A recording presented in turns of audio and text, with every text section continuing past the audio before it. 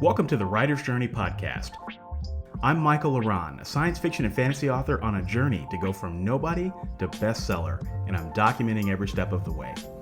Tune in every week as I pull back the curtain on my writing life and how I'm building a writing career while working a full-time job, raising a family, and attending law school classes in the evenings. You can find show notes for this week's episode, a free starter library of my fiction, and much more at michaellaran.com. Hello and welcome to episode 107. 107 is a good number. And first and foremost, I hope that everybody is healthy, happy, well, and staying sane and staying safe in all of this quarantine madness that we have. It just seems like every day something is different and we don't know what we're going to wake up to in the mornings. And so my heart goes out to all of you who are affected by this and who are really trying to live day by day, because I think that that is what the world is doing right now. And in this episode, I wanted to talk about life in quarantine. Well, not quarantine, but life in self-isolation, I suppose. During this pandemic, how I've avoided going stir crazy, and some thoughts on maybe what the new global normal may look like for writers. So first off, quick announcements. The basement is done. So the contractor I said finished about 2 weeks ago. We got our basement painted, got everything set there. And as I record this, it is Monday night. My new futon that I'm going to be recording videos on will be delivered on Tuesday. And I hope to have everything, depending on how complex this thing is to put together. I'm not very handy, but I think I can do it. Hopefully we'll have it put together by the end of the week. And I will officially begin some test shoots over the weekend, with next week set to be the first week where I shoot Author Level Up videos in my new space. So that officially marks the end of this crisis from when my basement flooded on January 24th all the way up until now. And it's just a huge success story that I did not miss any content. So I'm looking forward to being able to show that to everybody, and it's going to look a little different.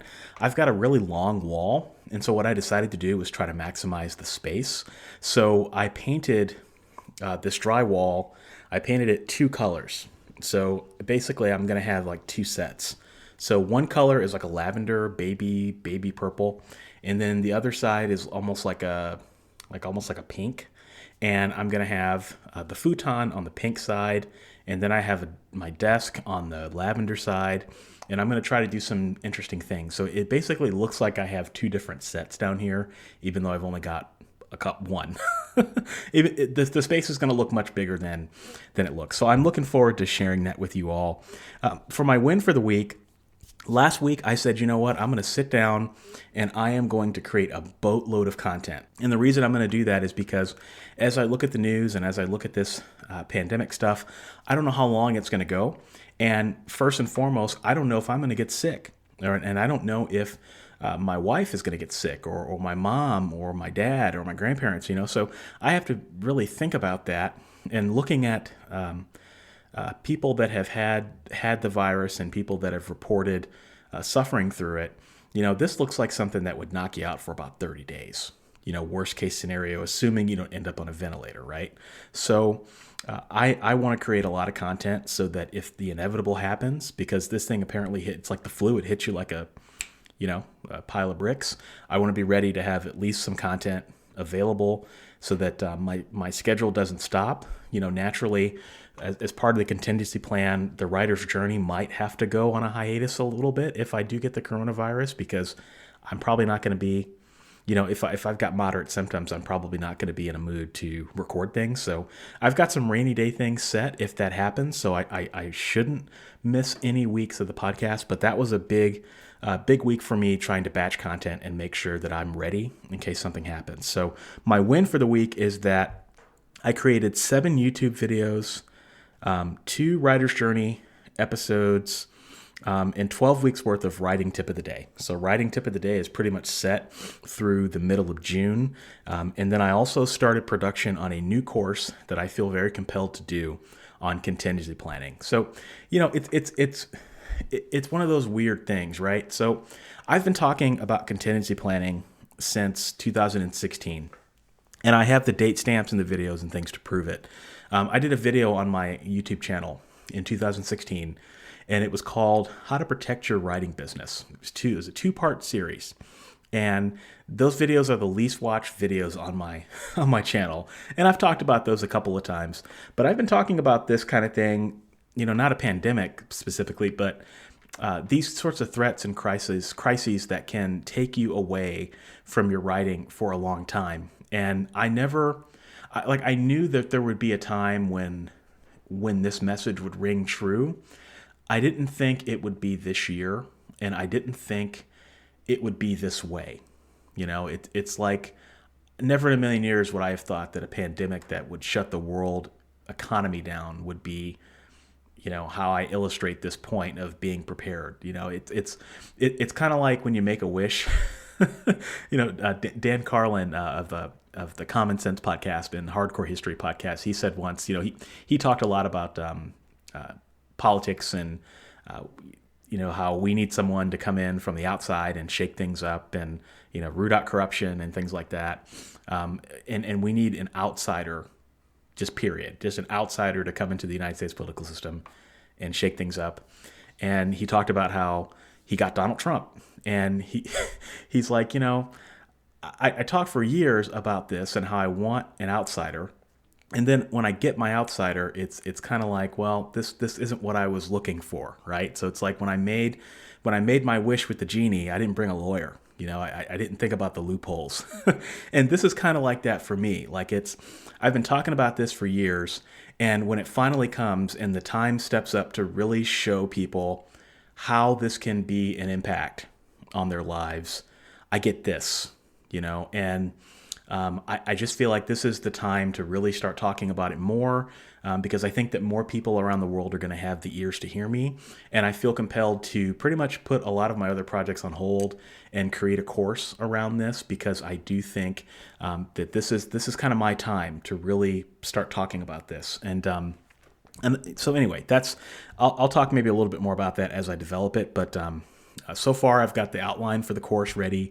And I'm going to do something different. I'm not going to do what I did with my last course. The videos in this course are going to be extremely short and extremely consumable. And I'm going to use very plain common sense examples. And I'm going to be able to get this recorded and edited and uploaded in probably less than a week. I learned my lesson from my last course, which took me off of my YouTube channel, and it created some problems. I'm learning from that, and this is going to be fast. So anyway, I'll talk more about that as it comes up. My lesson learned for this week is honestly how ill-prepared I was for this isolation, and how ill-prepared I think we as a society were for these kinds of disasters. And this is something you just can't plan for it. You just can't imagine in a million years that this sort of thing could happen. I mean, really, when you think about this, a lot of people, and I imagine maybe some of you listening to this, it's one thing if you're looking at getting a virus, right? That's one thing. But not only are you looking at getting a virus, you're looking at the loved ones in your life, particularly aging parents or elderly, getting this virus and potentially dying from it. You're looking at potentially the loss of your job. You're looking at, if you can't work already, you're looking at potentially if you lose your job, how are you going to eat? And if you can't eat, how are you going to pay for your home? And I don't know about the rest of you, but as I think about this and as I stare over the edge of this abyss, it's a lot to take. It's a lot to take, especially because I am responsible for not only my family, but I'm also responsible for my parents, and they're not getting any younger. Both of them have some health issues. And it's just, thinking about that and trying to figure out how I'm going to take care of them and take care of my family, and then still continue to do the things that I'm doing on a regular basis so that the money comes in. That's, it's a lot to take. And I know that a lot of you are thinking about that. And so that was my lesson for this week, is that, I'm never going to put myself in a situation where I put my family at this much risk ever again. Like I said, you can't plan for something like this, but there are some things I think I could have done in hindsight that would have made a lot of this a lot easier. Now, if this is only a couple of months, then it's fine. We'll get through it. But if it's a longer and more protracted, that's what I'm more worried about, and that's what I'm looking at in the future. And honestly, that's what scares the hell out of me. And I know the rest of you are thinking that too. And so that's my lesson learned for the week is I need to be more prepared. And I'm usually a very prepared person, but I just need to do a better job. And I think all of us have some things that we are probably looking back on that we could have done, or decisions we could have made that would have lessened the brunt of this. And so all this time at home, man, it's I've had a lot of time to think about this. And the best analogy I can think about, because when I think about this, I think to myself, what does this remind me of? Because there's nothing in my lifetime that I can think of that this reminds me of. And I'm 32. I think I'm 32. Yeah, I'll be 33 this year, I think. I don't even remember how old I am anymore. This crisis has just got me forgetting my own dates. But there's nothing I can think of that reminds me of this. And I was talking to my uncle the other day, and he was telling me that this reminded him a lot of the Cuban Missile Crisis. He remembers going into shelter drills and doing drills, and everybody being completely worried that we were going to end up in a nuclear war. And he said it's not the same, but it kind of reminds him of this. And so I kept thinking, I just kept racking my brain throughout the week. What can I compare this to? And I kind of came up with a really weird example. So a couple of years ago, I was a manager, and I had a team of 13 people, and it was a great team. Everybody on the team did a great job, and they were just a really good team. And for my birthday, they got me a gift, and that gift was a devil's claw. And if you've never seen it, it's kind of like it's like two pieces of like geometric metal, and they're kind of intertwined with each other. It almost looks like an optical illusion. And the goal is to separate them. And look it up online if you get a chance. It's called a devil's claw. And I remember they gave it to me, and I'm like, oh, this is really cool, because they know I like puzzles, and they know I like to do things to that are kind of intellectual and have to do with the mind. And so I remember taking it home and playing with it for 20 to 30 minutes. And I remember when I finally figured it out, how tired I was, like how tired I was, like my mental capacities were kind of drained, because I just spent all this time trying to figure out this puzzle. Like I put all of my mental energy into it. That's why it was such a great gift, and that's why I remember it. And I keep it on my desk today just as a memento of my former team. And I know this sounds weird, but this reminds me of that. Like I feel now how I felt after or while I was trying to figure out that devil's claw and get it untangled, in that this is like the most epic game of chess ever. I feel like we sleepwalked into the most epic game of chess ever. It's like being shaken awake, and then somebody gives you a bomb, and they say, okay, I know you're still asleep, but by the way, you need to figure out how to defuse this bomb. You don't have to defuse it. It might not blow up, but if you do choose to defuse it, how you do that is up to you. And they hand you the bomb, and you're half asleep, and you're looking at this bomb, and you're like, what the hell is this? And you're still asleep, and you don't know if you're dreaming or if you're not dreaming, and you got this bomb, and you don't know if it's going to blow up. You don't know if it's just a bomb they got from the toy store, and you have to make this decision, and the only thing that you have to make this decision is what you can see immediately in front of you. And maybe you have some background knowledge to solve this. And so you have to figure out this puzzle. That's what this feels like, because it's like if you get it wrong, everything is at risk. And if you get it right, maybe you come out of it on the other end okay. And maybe you can choose to do nothing, and maybe that'll work out for you as well. But you sure as heck got a ticking time bomb in your lap, and you don't know what you're going to do. That's what this feels like, And I couldn't figure out how to articulate that until about an hour before before I turned on the microphone. And I think that's why this is so heavy on people's minds. And I've struggled with even talking about this on the podcast because I've seen influencers all over the world. I've been very curious on what other people are saying about this, because as somebody who I feel like everybody listening to this, you listen to me every week. You tune in to want to know what I have to say about things. And I find it, in a way, my responsibility to at least talk about this because I know that this is the number one thing on all of your minds right now. Like, I know that.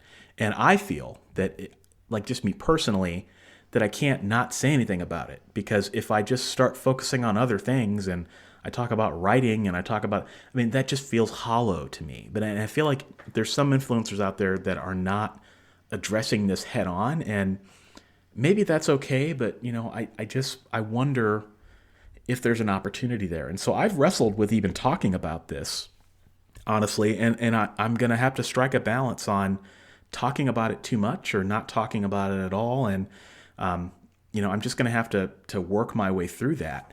But this is definitely, it could be nothing, or it could be, at least as far as impacts go in our lives, it could be nothing, or it could be just completely catastrophic, and we just don't know yet. And so I've been doing a lot of thinking about black swan events and how they inevitably change the world. That term has been bandied about over the past week, 2 weeks or so.